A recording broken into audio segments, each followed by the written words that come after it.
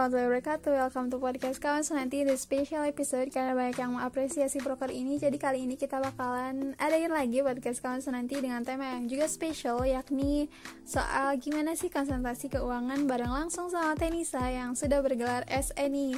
Tenisa juga pernah menjabat sebagai ketua Persma di HMJ Manajemen angkatan 2019-2020 yang juga menjadi bidang podcast kawan Sunanti dikerjakan nih. Jadi buat teman-teman mahasiswa manajemen semester 4 yang lagi ngulik soal konsentrasi keuangan, boleh banget didengar podcastnya kali ini nih.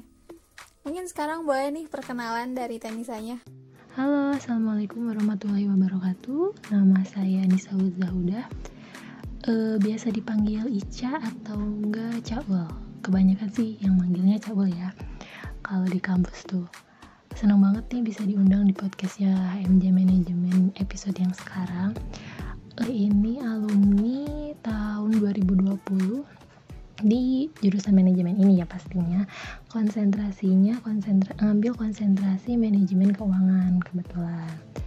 Senang banget nih kita bisa ketemu lagi sama salah satu bidang di HMJ Manajemen yang kebetulan juga salah satu bidang saya dulu ya. Nah itu tadi perkenalan dari Tenisa yang juga ternyata baru banget tulus nih. Keren banget nih, selamat ya buat Teteh. Teteh gimana nih kabarnya sebelumnya? Alhamdulillah kabarnya sehat-sehat aja. Ya alhamdulillah masih dikasih nikmat sehat di tengah pandemi ini ya. Alhamdulillah nih kalau Tenisa lagi sehat-sehat aja nih walaupun pandemi kayak gini. Nah, kalau boleh tahu, Tenisa lagi ada kesibukan apa nih Teh sekarang? Kesibukan sekarang, alhamdulillah lagi fokus di kerjaan aja sih. Cuman kebetulan emang lagi WFH, imbas dari pandemi juga kan. Jadi ya kerjaannya mobile gitu dari rumah. Sambil ya ngerjain kerjaan-kerjaan rumah juga lah. Buat ngisi gabut kalau kerjaannya udah selesai. Oke nih, jadi sekarang Tenis lagi ada kesibukan WFH nih, work from home. Kalau yang kuliah, aku masih ada kuliah daring nih Teh. Sama juga dari imbas pandemi nih. Boleh tahu nggak nih Teh, Teteh sekarang lagi kerja di mana sebagai apa? Iya ya, semuanya serba online gara-gara pandemi, tapi nggak apa-apa, disyukurin aja. Jadi punya banyak waktu luang ya, walaupun banyaknya gabut sih ya, banyaknya malah jadi rebahan terus nih gitu kan. Tapi ya sebisa mungkin kita bikin kegiatan yang bikin bisa produktif lah ya. Sekarang kerjanya di CV Wangsa Utama di salah satu anak cabang perusahaan kontraktor sebagai apa ya? Sebagai staf administrasi sama keuangan. Ya gitulah, biasa ngurus-ngurusin surat, ngurus-ngurusin keuangan kantor. Ya gitu-gitulah. Iya benar banget nih Teh, jadi banyak banget waktu pergabutannya nih. Tapi disyukuri aja di tengah pandemi ada beberapa hikmah yang bisa kita ambil ya Teh. Nah di tengah-tengah kesibukan Teteh sebagai staf administrasi di perusahaan kontraktor, aku mau tanya-tanya sedikit nih Teh. Aku mau ngulik kilas balik Teteh waktu ngambil konsentrasi keuangan nih Teh. Yang menjadi alasan Teteh memilih konsentrasi keuangan apa nih Teh? Karena untuk sendiri rasanya agak sulit nih milih konsentrasi itu, karena aku rencananya insyaallah SDM sih. Nah untuk Teteh gimana tuh Teh? Pertanyaannya menarik banget nih, soalnya dari dulu tuh emang banyak banget sih yang nanyain soal ini sebenarnya ke aku tuh. Kenapa sih lebih milih konsentrasi keuangan dibandingkan konsentrasi yang lainnya gitu. Tapi sebelumnya tuh ya, sebelum aku masuk jurusan ini dan milih jurusan ini di kuliah, aku tuh nyangkanya manajemen tuh gak ada hitungan sama sekali. Karena kalau misalkan aku mikir ada akuntansi waktu itu, kan kalau ada akuntansi ada jurusan yang lebih spesifik ya. Terus kayak pasti di manajemen gak akan ada hitungan nih, karena dulu udah capek sama jurusan di sekolah di SMA. Kayak zaman dulu kan anak IPA lah tahu sendiri ya gimana banyak banget tuh rumus yang harus dihafal, ya kimia lah ya fisika lah. Ya tadinya sih mau vakum gitu kan dari hal-hal yang berbau rumus, berbau angka kayak gitu kan, makanya masuk manajemen nih gitu. Tapi ternyata sudah masuk manajemen, lah masih ada ya matkul-matkul yang ada angkanya nih gitu kan. Terus kayak ya udahlah dijalanin gitu kan. Simpelnya sih kenapa bisa milih keuangan, karena aku lebih suka lihat angka-angka yang si angka-angka itu tuh kayaknya menantang nih, harus diselesaiin nih gitu kan. Emang dari dulu emang gak suka lihat tulisan yang padat aja, kayak atau males aja gitu kalau bacanya. Beda sama kalau baca novel ya, jangan ditiru ini emang gak baik sih, emang bener-bener gak baik nih. Awalnya juga bimbang sih antara ambil SDM atau ambil keuangan, karena kalau pemasaran tuh udah enggak deh, aku nggak mampu di situ gitu. Karena emang basic aku pas SMA, pertama pas SMA basic aku IPA jauh banget lah sama jurusan yang aku ambil di kuliah sekarang kan. Jadi masih bingung nih antara SDM atau antara keuangan. Tapi karena waktu itu balik lagi aku senang lihat angka dan dikasih matkul akuntansi di semester awal, jadi kayak wah aku harus bisa nih nguasain matkul ini gitu kan. Nah alhamdulillahnya dulu dikasih dosen yang bener-bener bikin aku yang nol banget sama matkul ini jadi paham gitu. Kalau sekarang masih ngajar sih kalian pasti kenal sama Bu Irma lah, dia keren banget sih, beliau keren banget ngajarnya. Dari kita yang gak bisa sama sekali bisa sampai ngerti, paham gitu sama konsep akuntansi gitu kan. Nah dari situlah udah ada muncul nih yakin buat ambil konsentrasi keuangan. Terus juga setelah cari banyak referensi soal prospek kedepannya, kayak makin yakin aja jadinya di konsentrasi ini. Nah itu tadi yang menjadi latar belakang Tenisa untuk memilih konsentrasi keuangan nih. Buat teman-teman yang mungkin ada kesamaan nih sama Tenisa, boleh banget diikutin jejaknya Tenisa nih.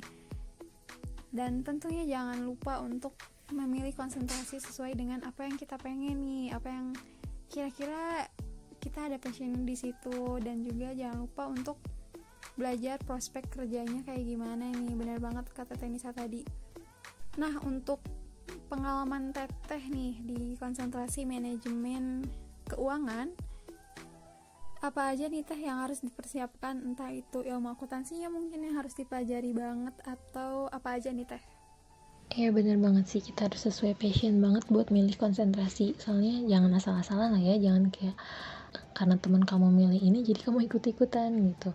Enggak, ini kan juga buat kedepannya, buat masa depan kamu, buat nanti alur karir kamu tuh kayak gimana gitu. Jadi penting banget sih buat lebih mendalami passion kamu tuh ada di mana gitu, passion kita tuh ada di mana. Kalau yang harus disiapin sih nggak banyak ya kalau menurut aku. Yang pertama sih emang harus bener-bener nyiapin tekad yang kuat buat belajar, buat mau belajar terus, buat nambah ilmu terus pokoknya gitu kan. Karena kalau misalkan kita nggak fokus, nggak punya tekad, pasti tetap aja sama materi, mau itu dari penyampaian dosen yang bagus atau biasa-biasa aja juga. Kalau misalkan kitanya nggak fokus, kitanya nggak punya tekad yang kuat buat mau belajar, pasti bakal tetap nggak masuk nih si materi itu, malah kayak mental aja gitu. Karena menurut aku ya pembelajaran mah bakal datang dari mana aja sebenarnya, nggak harus selalu dari dosen ya. Kadang kan kita juga bisa nih belajar sama temen yang udah jago, udah ahlinya nih soal akuntansi misalnya gitu. Kalau misalkan ngomongin keuangan, kalau belajar sama temen kan lebih enak ya, lebih bisa dibawelin gitu, kitanya nggak sungkan nih buat nanya-nanya kalau ada yang nggak ngerti kita kan. Kalau ilmu akuntansi yang harus mesti paham apa ya, paling ilmu-ilmu dasarnya aja sih, kayak aturan dasar PSAK yang kayak gitu-gitu. Terus istilah-istilah akuntansi yang sering dipakai. Soalnya ilmu ini tuh penting sih. Kalau menurut aku nggak cuma buat anak-anak keuangan doang pentingnya, buat semua konsentrasi pun penting. Kenapa? Karena kan kayak anak SDM nih punya usaha, harus tahu dong pembukuan kayak gimana, harus ngerti dong gimana sih caranya bikin pembukuan.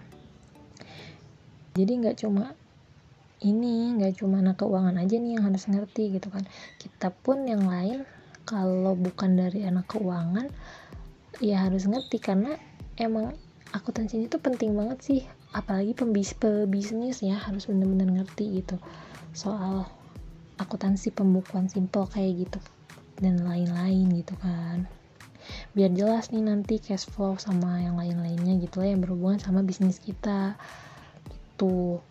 Tapi keuangan juga tuh nggak cuma masalah akuntansi doang sih, banyak banget yang lebih seru, kayak matkul portofolio saham nih nanti kalian bakal dapet di semester 7 kalau nggak salah ya, iya di semester 7 kalau nggak salah. kita bisa belajar jadi investor muda nih di matkul ini, karena kita udah tahu ilmu dasarnya, terus resiko-resiko tentang saham kayak gitu-gitu. Pokoknya seru sih. Jadi buat kalian yang mau ambil matkul mau ambil konsentrasi keuangan, kalian pasti bakal nemuin nih matkul portofolio saham ini. Sebenarnya yang waktu itu juga waktu pas angkatan aku yang ikut matkul portofolio saham tuh nggak cuma dari anak keuangan doang, ada anak MSDM sama anak pemasaran yang ikut masuk matkul itu, jadi ikut belajar gitu, walaupun mereka nggak akan dapat nilainya kan gitu, tapi mereka mau tuh belajar gitu. Jadi nggak berbatas di anak keuangan doang sebenarnya gitu. Nah benar banget nih, tentunya kita harus punya tekad yang kuat buat belajar. Juga dicatat nih buat teman-teman nih atau mahasiswa semester 4 yang mau ngambil konsentrasi keuangan, pembukuan akuntansi itu penting untuk dipelajari nih, apalagi kalau misal mau ngambil konsentrasi keuangan. Terus juga ada mata kuliah portofolio saham yang bukan cuma anak manajemen keuangan yang bakal tertarik. Tentunya aku juga bakal tertarik nih untuk belajar, karena ini seru banget. Kita bakal belajar soal investor muda, gimana caranya, itu bakal ramai banget sih. Nah Teh, setelah misalnya kita udah memilih konsentrasi yang kita pengen nih, utamanya keuangan, pengen tahu dong Teh, ceritain gimana proses sidang skripsi, ujian proposalnya. Apakah ada kesulitan tersendiri atau ada serunya nggak sih Teh di konsentrasi keuangan? Kalau buat skripsi ya, ini buat referensi aja sih ya. Susah gampang sebenarnya. Kalau nggak cuma konsentrasi keuangan aja sih sebenarnya, susah gampang. Pasti setiap konsentrasi juga pasti ada nama susahnya, pasti ada gampangnya juga, pasti gitu kan. Kalau dari konsentrasi keuangan sendiri itu kita gampang nyari data. Kenapa? Karena kita jenis datanya data sekunder. Jadi kita dapat data tersebut dari pihak kedua, nggak harus kita datang langsung nih ke perusahaan kayak MSDM ataupun pemasaran yang harus nyebar kuesioner ke orang-orang gitu kan. Kalau kita itu bisa tinggal duduk depan laptop, dapat nih data-data gitu.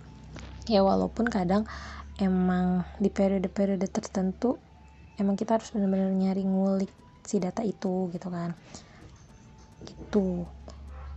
Nah tapi sebelum kita jauh ngambil data perusahaan, kita harus tahu dulu nih kita mau ngambil permasalahan apa buat skripsi kita kan, karena keuangan ini sinkron banget ya sama ekonomi, sama sistem ekonomi gitulah ya. Jadi kalau menurut aku sih kita gampang banget ngambil permasalahan yang lagi hangat-hangatnya soal ekonomi, tapi yang pastinya harus relevan dong sama teori-teori keuangan yang ada, biar kita juga gak susah nantinya. Biar gampang sih, kita harus sering baca referensi dari penelitian terdahulu supaya ada gambaran objek apa yang harus kita pakai atau teori siapa yang mendasari si skripsi kita ini. Baru nih dari situ kita nyortir objek-objek yang cocok buat dijadiin bahan. Misalkan skripsi kita tentang permasalahan saham. Nah, kira-kira perusahaan yang cocok apakah yang terdaftar di bursa efek kah? Atau lihat dari faktor-faktor saham yang lain kah? Atau gimana gitu kan, tergantung sama teori tadi gitu. Tapi yang jelas nih, kita harus benar-benar paham banget sama materi yang nantinya dipakai buat skripsi kita ini. Soalnya berabe nih kalau misalkan di tengah-tengah tiba-tiba kita kewalahan karena kita nggak paham sama isi teorinya sendiri. Jadi yang awal banget harus kita pahami itu si teorinya, baru nanti dari teori itu sih bakal banyak muncul ide-ide buat nerusin si penyelesaian skripsi kita, penyelesaian permasalahan di skripsi kita itu gitu. Nanti juga pasti bakal dikasih pembimbing kan, nanti kalian konsultasi aja nih kalau misalkan semester akhir, mulai konsultasi aja sama pembimbing kalian, ajak aja ngobrol, jangan takut lah sama pembimbing mah gitu, gak akan kenapa-napa sih, justru mereka seneng kalau misalkan kita nanya-nanya nih, kita kelihatan antusias soal penelitian kita, jadi kelihatan banget nih kita benar-benar sungguh-sungguh ngerjain si skripsi kita ini. Nah benar banget nih, jadi informasi lagi nih, tips lagi dari Tanisa untuk teman-teman atau mahasiswa manajemen yang lagi cari info skripsi konsentrasi keuangan kayak gimana. Nih udah ada penjelasannya dari Tenisa nih. Tentunya pasti ada naik turunnya ya, kita harus nyari data dan juga banyak proses yang harus dilewatin untuk skripsi konsentrasi keuangan nih. Nah setelah kita udah review nih skripsi Tenisa seperti apa, prosesnya, terus juga apa aja yang harus dipersiapin, konsentrasi keuangan seperti apa, sampai akhirnya sekarang nih Tenisa udah bergelar SE nih, keren banget. Apa aja nih Teh yang berkesan buat Teteh di konsentrasi keuangan dan manfaat yang Teteh dapat di konsentrasi keuangan seperti apa aja nih Teh? Iya, alhamdulillah udah lulus, udah dapat gelar nih, jadi nambah ya nama belakangnya gitu kan. Cuman ya lumayan berat juga pertanggungjawabannya si gelar ini nih. Harus benar-benar dipertanggungjawabin sama ilmu yang kita dapat selama masa kuliah sebenarnya gitu kan. Apa aja yang berkesan ya? Banyak sih sebenarnya, banyak banget hal-hal yang berkesan dari selama belajar di konsentrasi keuangan ini. Entah itu ilmunya, entah itu pengalaman dari teman-teman yang juga sama di konsentrasi keuangan gitu kan. Ilmunya dari segi ilmu banyak banget nih. Dari awalnya aku yang nol banget soal keuangan gitu kan, jadi bisa paham seluk-beluk keuangan, terus kayak tahu pembukuan keuangan. Ini berguna banget kan gitu, gak cuma buat kerjaan di kantor, tapi bisa buat bekal juga nih nantinya kalau misalkan nanti insya Allah ya, doain aja jadi pengusaha gitu kan. Kita harus benar-benar ngerti kan pembukuan usahaan kita gitu. Kesan-kesan yang lainnya juga banyak sih, kayak dari yang nggak tahu saham jadi kita bisa tahu caranya invest saham itu kayak gimana, terus saham yang baik itu saham yang kayak gimana, resiko-resiko dari invest di saham itu kayak gimana gitu kan. Banyak banget sih pelajaran-pelajaran yang bisa diambil dari konsentrasi keuangan. Terus juga ya pokoknya banyak hal menarik lah di keuangan itu yang bisa kita ulik sebenarnya gitu. Kalau manfaatnya balik lagi, karena banyak banget kesannya di konsentrasi keuangan ini, pasti banyak banget manfaatnya. Utamanya sih sekarang karena kita udah terjun ke dunia sebenarnya ya, dunia kerja, dunia yang benar-benar harus nuntut kita buat ngeluarin potensi kita kan. Nah dari tadi yang pembukuan itu sekarang kan kepake nih di perusahaan tempat aku kerja, jadi aku nggak usah harus bingung-bingung nyari referensi atau harus belajar dari nol lagi, karena aku udah tahu dasarnya kayak gimana gitu. Terus kayak pajak yang kayak gitu-gitu, terus saham, seenggaknya walaupun kita nggak paham-paham banget, tapi kita dasarnya udah tahu nih karena kita udah pernah diajarin gitu. Berguna banget sih, apalagi yang kerjaannya relevan sama konsentrasi yang kita pilih waktu pas kuliah ya. Aku juga termasuk salah satu yang sinkron gitu antara kerjaan sama jurusan di kuliah. Jadi kayak oh iya ya, waktu zaman di kuliah dulu udah pernah diajarin nih hal-hal yang kayak gini. Jadi pas kerja kita bisa nunjukin kinerja kita yang bagus karena kita udah paham dasar-dasarnya, kita udah paham teorinya, kita udah paham prakteknya gitu. Jadi ya gitu sih, nggak cuma keuangan sih, semuanya juga pasti punya manfaat lah gitu kan ya, di bidang-bidangnya masing-masing gitu. Dan bener juga nih apa yang tadi Tanisa bilang, kalau apapun yang kita pelajarin di kuliah ketika sesuai dengan prospek pekerjaannya pasti kita terobek lagi ya, kita ternyata tahu gimana fungsi dari mata kuliah yang kita pelajarin sebelumnya ternyata sangat-sangat dibutuhkan di dunia pekerjaan nih. Dan bisa jadi basic juga ya Teh, bener banget. Dan mungkin bisa jadi contoh buat teman-teman semua, bisa jadi track record yang bisa kita pelajarin juga kita tahu. Dan tentunya jurusan manajemen adalah jurusan yang prospek kerjanya luas ya Teh. Nah menurut Teh Nisa, prospek kerja konsentrasi keuangan apa aja nih Teh? Iya bener banget, basic pembelajaran di kuliah itu bisa jadi acuan kita buat nantinya terjun di dunia kerja. Bisa jadi penilaian juga nih buat kinerja kita nantinya kalau udah kerja.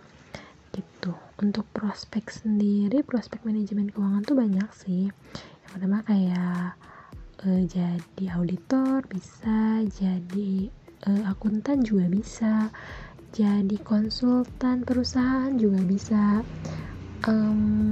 Kalau misalkan mau setelah ini mau ngelanjutin dulu nih S2 misalkan kayak gitu kan pasca sarjana, bisa banget nantinya diarahin ke tenaga pendidik kayak dosen atau guru kayak gitu.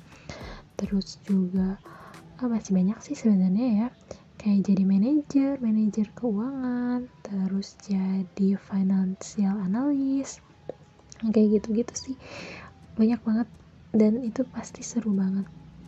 Apalagi kalau misalkan yang mau jadi pengusaha, bisa banget nih dari konsentrasi keuangan, karena kita kan udah bisa mengelola usaha ya, membuat bisnis plan yang kayak gitu-gitu kan. Tuh kalau misalkan mau jadi pengusaha udah tahu dasar-dasarnya lah gitu kan. Nah, itu tadi prospek pekerjaan yang mungkin bisa anak-anak keuangan cari tahu lebih lagi. Karena itu rekomendasi dari Tenisa sendiri nih sebagai alumni dari konsentrasi keuangan. Jadi insight baru, informasi baru buat kita sebagai mahasiswa, utamanya yang akan memilih konsentrasi keuangan. Nah, kita udah ada di penghujung podcast nih Teh. Terima kasih banyak buat Tenisa yang udah meluangkan waktunya untuk ikut gabung di podcast Kami Sunanti special episode kali ini nih Teh. Oke, sama-sama. Makasih juga nih udah ngajakin buat sharing bareng-bareng di podcast ini. Sukses terus ya buat AMJ, buat Sri juga sukses terus buat teman-teman. Pokoknya pesan dari aku, satu, jangan pernah nyerah buat belajar, terus belajar, semangat terus walaupun dalam kondisi pandemi kayak gini. Kita harus benar-benar manfaatin waktu sebaik mungkin biar kita lebih produktif dan menghasilkan sesuatu yang bisa jadi inovasi baru gitu buat kedepannya, buat masa depan kita juga nantinya. Oke, makasih ya, sukses terus. Semoga apa yang aku share di sini juga bisa jadi manfaat buat teman-teman semuanya. Sukses terus ya buat HMJ-nya ya Sri ya. Semoga HMJ ini bisa semakin baik lagi dari yang sekarang dan bisa menghasilkan inovasi-inovasi baru, jadi wadah juga buat mahasiswa manajemen lainnya buat mengapresiasikan dirinya melalui HMJ ini. Makasih. Selamat menjalankan ibadah puasa juga. Semoga bulan puasa kali ini bisa jadi jembatan untuk kita menjadi lebih baik lagi. Lancar-lancar puasanya ya di tengah pandemi gitu kan, puasa kedua ya di tengah pandemi. Semoga sehat-sehat terus, semoga dikasih kelancaran, dikasih kesehatan buat ngejalanin aktivitasnya. Amin. Terima kasih buat Tenisa juga nih. Di kala pandemi ini kita dikasih semangat dari Tenisa nih, alumni kita. Banyak juga pesan-pesan yang kita dapat dari Tenisa. Dan semoga apa yang disampaikan Tenisa hari ini bermanfaat buat teman-teman semua yang ingin masuk konsentrasi keuangan. Semoga tercerahkan dengan penjelasan Tenisa tadi. Dan selamat menunaikan ibadah puasa juga nih buat pendengar podcast kalian. Dan podcast Kami Sunanti special episode aku akhiri. Wassalamualaikum warahmatullahi wabarakatuh.